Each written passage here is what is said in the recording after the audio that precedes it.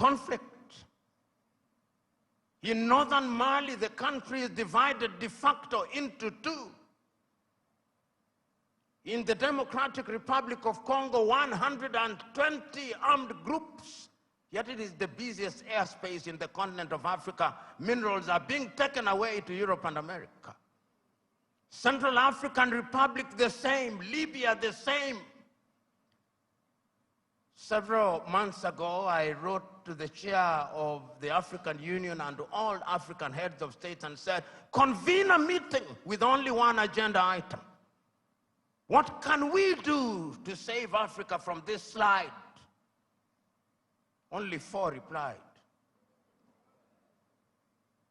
That is the state of the continent of Africa. We must deal with the basic things. We must solve conflict. We must change our governance. Because if we don't deal with the question of governance, we are going nowhere. Africa has become a continent where after every election there is conflict, because the pursuit of power is a cutthroat competition where throats are actually cut. And when the SMO was here and he consulted the oracles, he discovered that we have a problem in that direction. And that the sooner we resolve that, the safer we will be. Africa can rise and Africa will rise.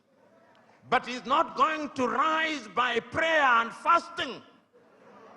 We must pray and fast, but it will not happen. Because the last time I checked, even those of you are believers, when Abraham was taken from Ur of the Chaldeans and given Canaan, it was not on a silver platter. He had to fight the Canaanites. He had to fight the Philistines. That is the nature of divine instruction. Go ye and subdue the world by the sweat of thy brow.